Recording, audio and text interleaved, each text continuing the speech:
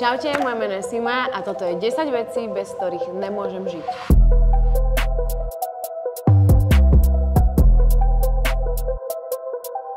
Velké díky patří partnerovi našeho pořadu, službě Adulto.cz.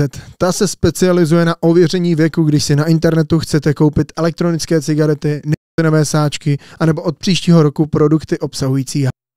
Já i společně celý tým jsme proti tomu, aby se takovéhle věci dostávaly do rukou dětem. Proto i my supportujeme Adulto. Takže prvá vec, bez ktorej nemôžem žiť, to prstenie. Mám vlastne všetky šperky.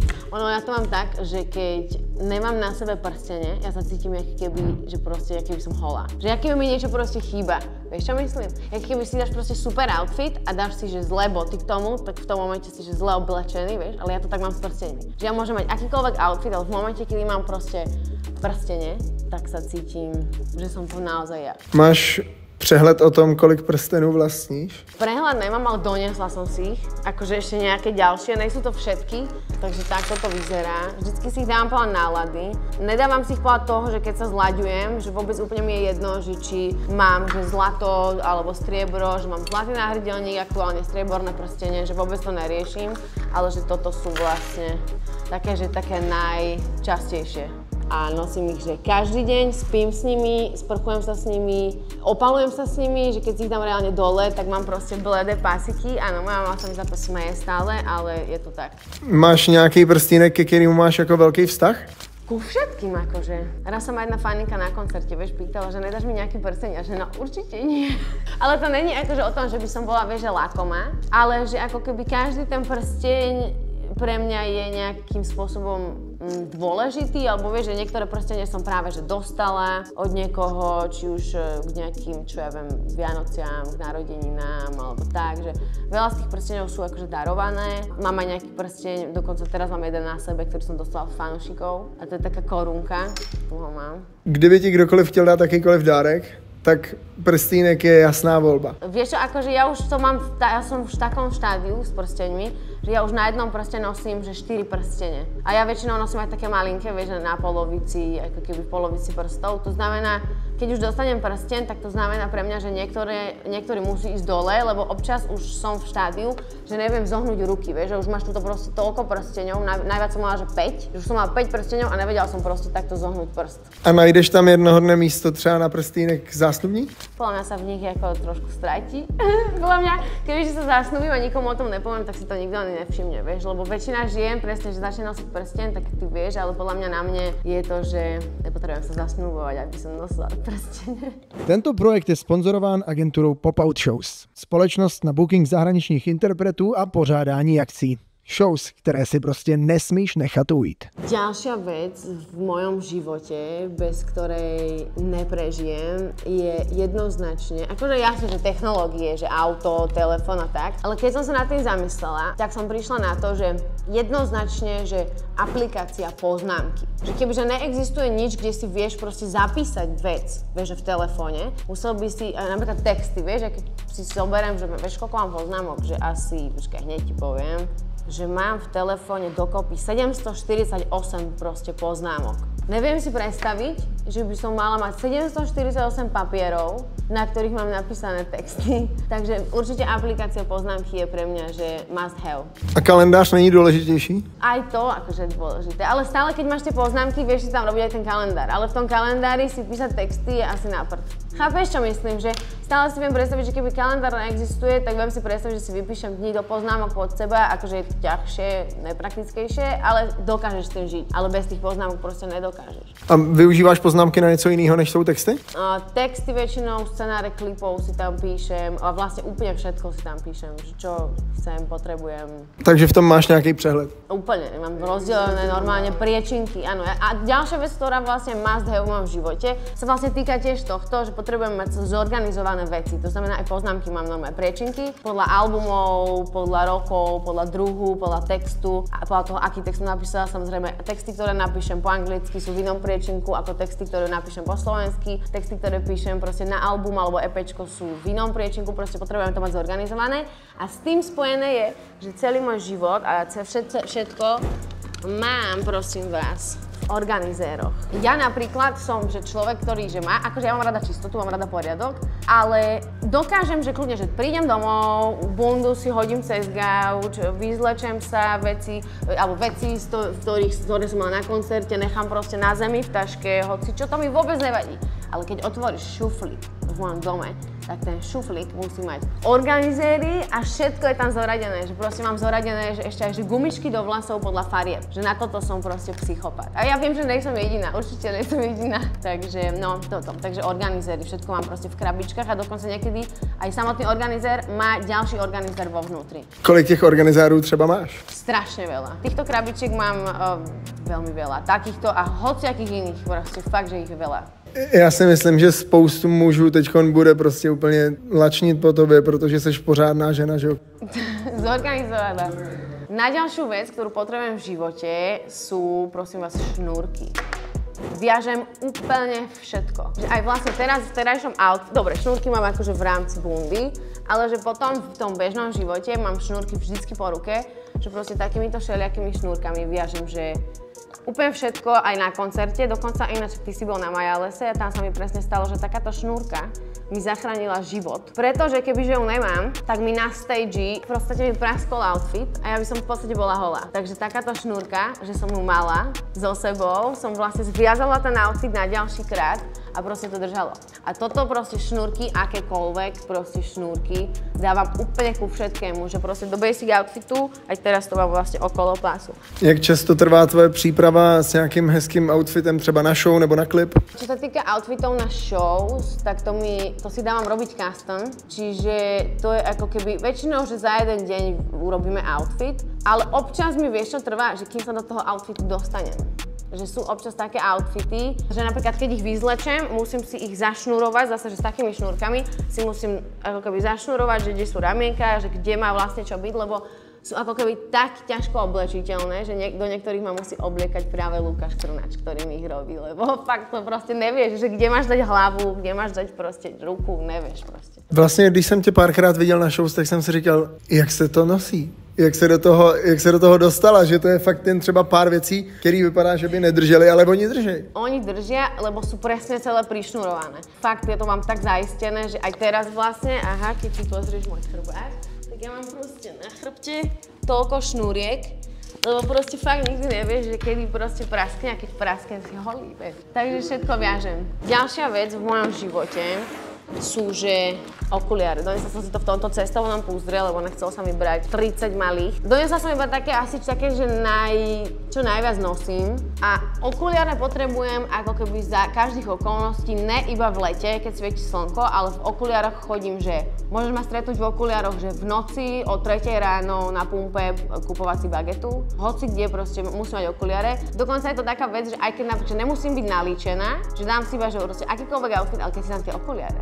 Chápeš? Že to je proste úplne. Takže toto sú také moje jedny z takých najnovších. Potom mám tieto, ale s týmto sa mi stala taká vec, že spadli mi na zem a ešte som na ne stúpila na betóne, takže sú celé akože oškreté. Potom tu mám tieto nosím veľmi rada. Aj keď oni sú väčšinou ako keby pre ľudí, ktorí majú, akože dobré sú pomaly ľuďom, ktorí majú väčšie nosy. Že lebo keď máš malý nos, tak ich máš ako keby strašne nízko. Takže to som ale nevedela, ja som si ich kúpila a potom vlastne som zistila až doma, že sú takéto, ale nevadí. Tvárim sa, že majú byť proste tak nízko. Potom tu mám také z mojich najobľúbenejších tiež. Milujem proste Fendi, ako keby okuliare.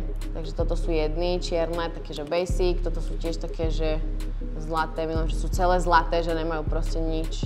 A brala som také, ktoré sa myslím zmestia, potom mám aj také tie veľké okuliare, určite vieš, také jak lyžiarske, čo vyzerajú, ale tie som nebrala, lebo nevedela som, že kde mám na ne púzdro.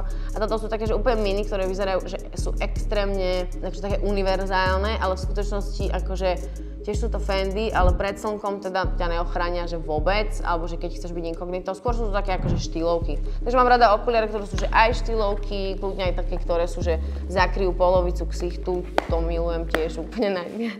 Používaš ty brejle třeba i kvôli tomu, aby ťa lidi nepoznali na veřejnosti? Vieš čo, väčšinou to má opačný efekt, lebo podľa mňa, keď si dáš už okuliare a že máš ich v nákupnom centre alebo niekde proste večer, tak minimálne aj ten, kto ťa nepozná, sa obzrie, že to čo za debila má proste večer okuliare. Vieš čo myslím? Ještě mě napadá důvod oční kontakt s lidma, s fanouškama.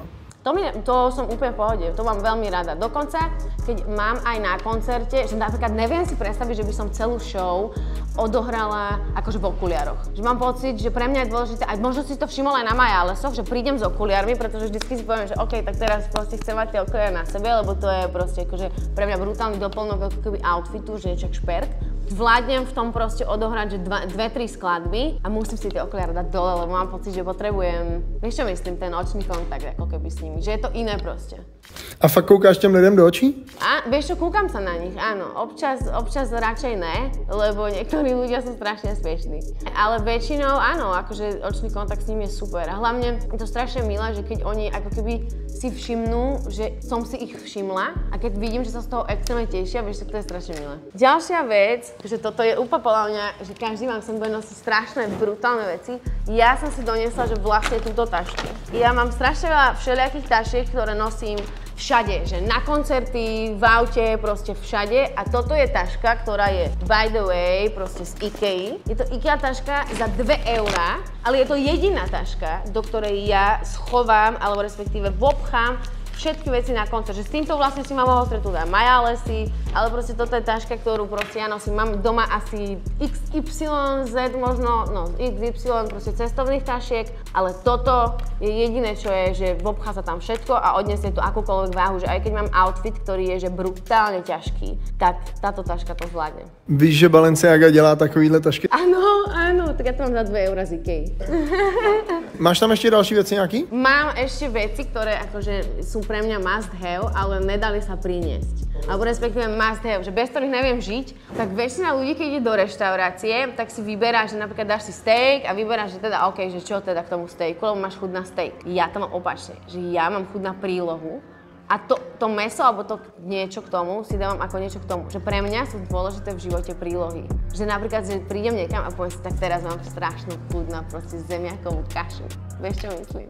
Tak to jsi první člověk na světě. Toto mám, že ja si vlastne neviem, že ja viem, že sú ľudia, ktorí napríklad držia diety, ale že napríklad, že jedia iba čisto mäso a že nejedia vôbec prílohy, vieš, alebo že chleba k niečomu, alebo tak.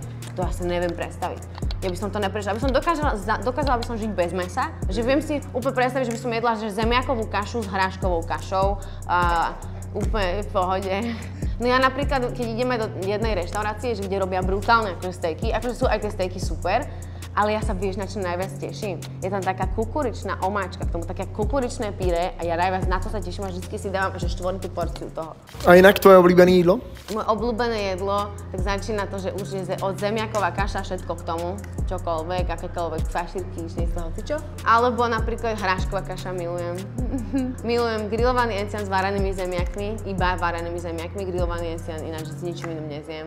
A nemám rada moc zeleninu, tej sa celkom vyhýbam. Nejak mi to nejde do krku. Ďalšia vec, bez ktorej neviem žiť, vlastne není vec, ale je to pozícia, ako keby nejakého človeka. Ďalšia vec, bez ktorej neviem žiť, je teda kuchárka. Kedysi, keď som bola akože mladšia, som si nevedela predstaviť, že budem mať svoju vlastnú kuchárku. Ale dnes proste si neviem predstaviť, že by som ju nemala. Vieš, čo myslím? Jakože máš doma kuchařku, jako člověka, který ti vaří. Áno. Tak som nad tým rozmýšľala, že bez čoho si teraz neviem predstaviť život, tak bez našej Slávky. Ona sa volá Slávka totižto. A normálne až som sa nad tým tak zamýšľala, že ja by som fakt, že do každej rodiny by som ako keby dopriala, že jednu Slávku, lebo proste potom ty vlastne zistíš, že ty keď nemusíš riešiť, nie iba že variť, ale že ty keď nemusíš ani že riešiť, čo budeš jesť. Že proste ráno vstaneš a máš proste pripravené jedlo, pripravené raňajky, proste všetko. Tak ty zrazu zistíš, že tú svoju energiu a tú svoju aj kreativitu svojím spôsobom, však je to aj kreatívne, keď musíš vymýšľať, že čo si dáš jesť na raňajky, neviem čo, tak šetrí ti to extrémne čas, extrémne kreativitu, energiu, proste všetko. Takže fakt by som že každému doprala jednu Slávku. Mě hrozně zajímá, jak tohleto funguje. Jakože ty ji zavoláš? Nie, ona normálne k nám chodí každý deň, proste na 9 a odchádza vlastne o 11:30, o 12:00, podľa toho teda, kedy má hotovo, ale všetci aj moji kamoši si to veľmi pochváľujú, lebo predstav si, že si na party, že u niekoho doma. Teraz, že ty sa zobudíš, kedykoľvek sa zobudíš, že nemusíš čakať na to, kým proste niekto príde, urobí to jedlo a tak, ale že proste sa zobudíš a tie raňajky tam proste máš. Takže je to fakt super, je to brutálne praktické, brutálne to šetrí čas, energiu, proste všetko. Neviem si predstaviť dnes, že by som nemala proste Slávku. No akože znie to veľmi akože luxusne a je to akože fakt, že vec, že akože není to úplne štandardná vec. A není to asi úplne levný, ne? Vieš čo, práve, že vieš, že keď žiješ taký ten život, však ty sám vieš, že si stále na cestách, chodíš sa strávať proste do reštaurácií, tak vlastne zistíš, že v konečnom dôsledku ťa to stojí približne rovnako. Ako ten lifestyle, že to, čo ideš tam do reštaurácie, tam, tak takto proste vieš, že máš domácu stravu, vieš, z akých surovín varí, vyberieš si proste, že aké mäso, vieš, že to mäso proste je, že dobré mäso, vieš, a nakoniec sa to vlastne vyjde v podstate rovnako, skoro.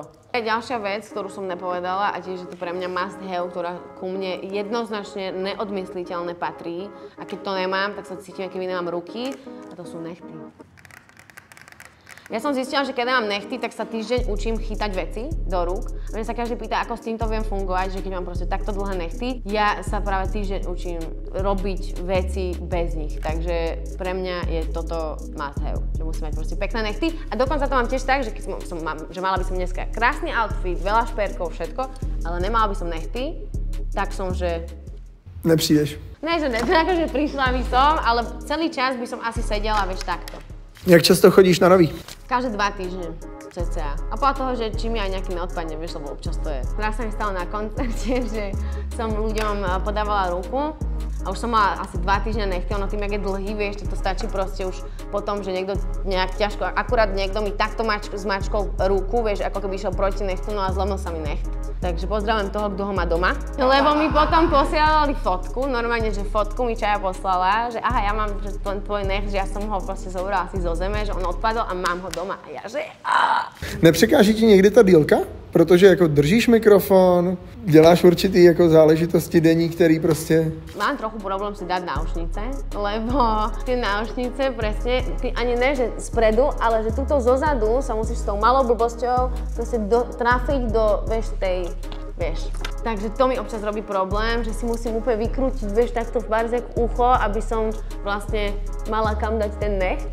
Vieš, čo sa s tým nedá robiť? Nedá sa napríklad s tým, že hrať na klavíri. A ty umíš hrát? Akože, keď povieš, že démol, tak viem, čo mám chytiť, ale nejsom nejaký virtuós. Na to mám gajla. Auto je pre mňa must have, akože vec. Neviem si predstaviť, že by som napríklad na natáčania so 5 takýmito IKEA taškami obrovskými išla proste napríklad, že MHDčkou.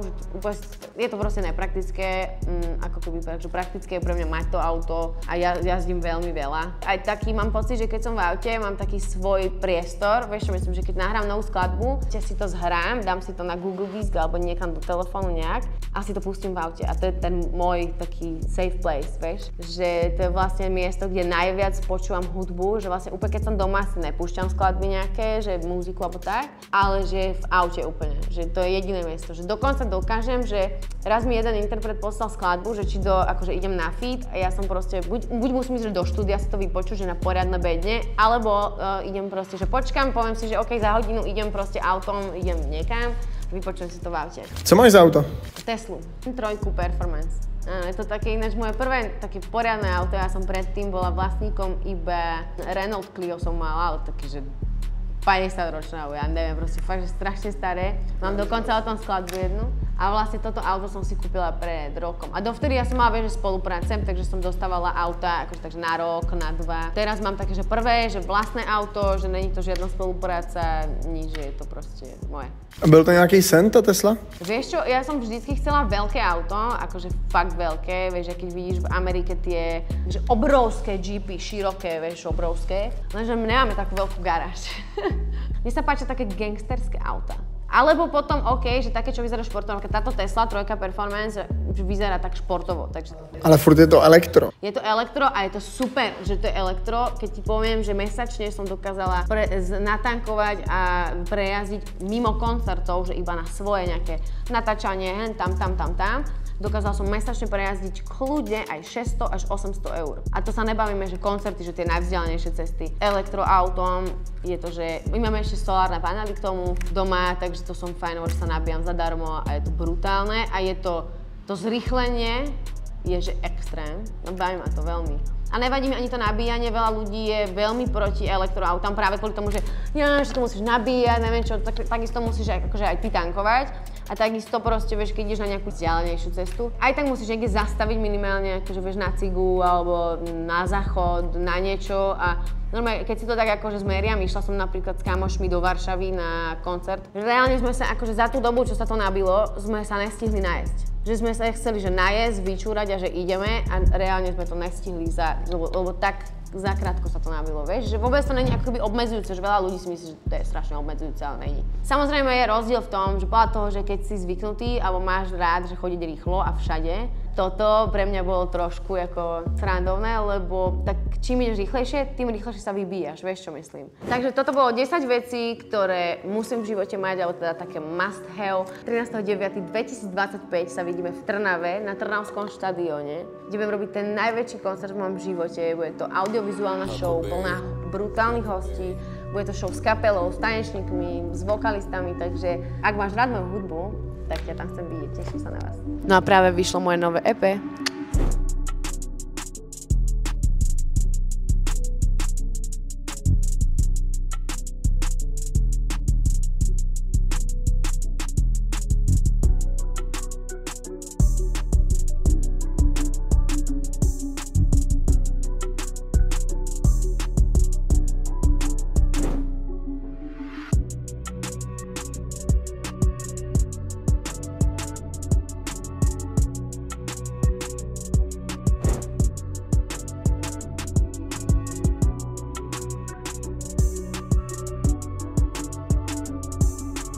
Zjistil jsem, že to byly nejhorší 2 měsíce v mém životě. To je cena. Táta mi o nich říkal vždycky to, že s těma hodinkama se dostanu z jakýkoliv části světa domů. A nemusím mít nic. Kdo je podle tebe GOAT československé hudební scény? Já na porno nekoukám. Jako nejsem zrovna ten typ, který by potřeboval, aby mu holka posílala fotky nohou. Bo prsa nebo tady kokot. Rozhodně ne.